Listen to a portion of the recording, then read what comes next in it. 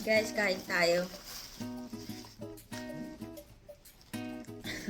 Open my video. Yan o. Chicken. Inasal. Hindi ko alam, nagkikrave ako ng lechon eh. Wala kang maanong lechon dito sa Hong Kong. Kaya, meron ako na nakita sa Facebook. Sinat ko kanina. Pwede ka mag-order. Ay, ang liit. Mas maganda tingnan yung nasa picture kaysa yung nag-send sila sa akin ng menu eh. Tsaka picture. Ang liit naman ng chicken. Super liit. The chicken mahal ko is maliit. Kalamansi oh.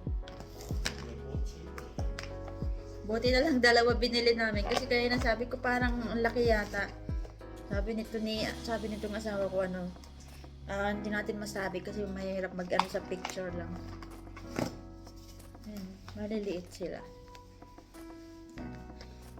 Kamayan na. Magugas muna ako ng kamay. Anong ko muna ito. Tapos, hiwain.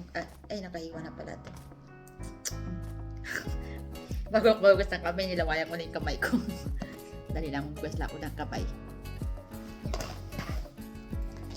So, hindi pa ako nakaka-order ng hindi pa ako nakakatikim nito. First time ko nag-order nitong itong chicken na to. So, titikman natin kung masarap nga ba.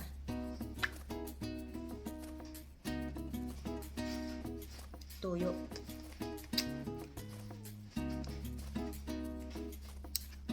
Paano ba ito ilagay? Liit naman ang tuyo nila. Paano may sasaw-saw yan? Sarap ng kalamansi.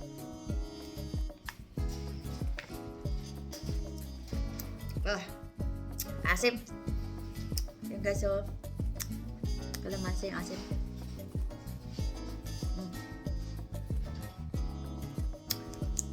Ay, lagay ko yung tuyo dito. Lagay ko dyan. Kasi yung lalagay dito, paano ko sasaw-saw? At saka meron siya. Is the achara free or you pay extra? How much is it? Oh my God, yan lang ang liit $6 lang. Hindi pa masarap yung achara nila. Ang liit guys, oh. Kahit bata, kulang ito sa bata. Parang maliit yung portion niya. Pang ito pang sexy, pang sexing kain lang. Hindi pwede pang lamon.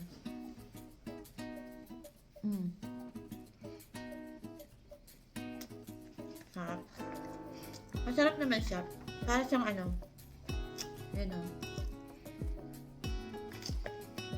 Ay, yung native na chicken. Kasi siguro maliit. Payatot.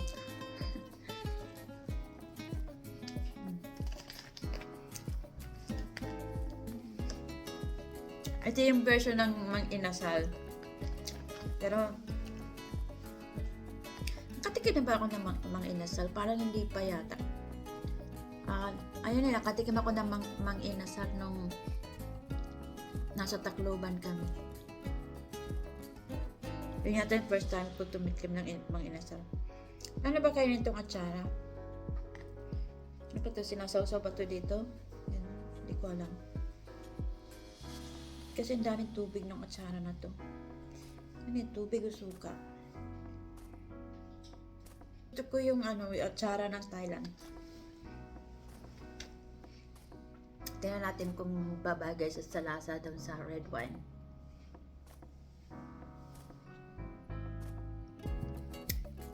Hindi. Kasi lasang tuyo. Yung sausawan. Masarap. Masarap naman siya. Ang dito, madali lang tulutuin kasi parang nilaga nila muna to tapos tsaka nila nilagay sa grill.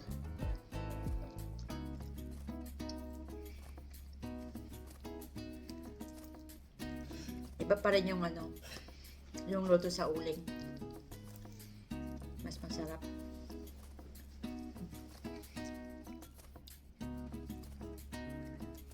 Sarap guys.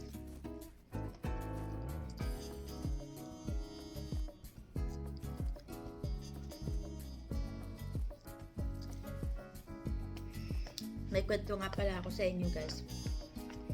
Alam niyo, saya-saya ko ngayon. Kasi meron akong binili na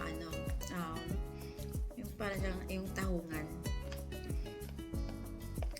Wala mga isang buwan pa lang yata. Tapos naka-harvest na kami. Although hindi pa naman ibabalik yung puhunan talaga. Kasi syempre yung kinita namin is pinagbintahan kasi namin syempre ibabayad dun sa mga tao na naggawa, tapos yung renta ng bangka.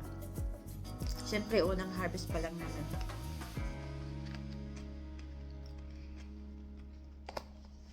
Kaya wala pa masyadong, hindi pa talaga yung puhunan. Pero at least meron na. Hindi kami naghintay ng matagal. Agad kami naka-harvest. Diba?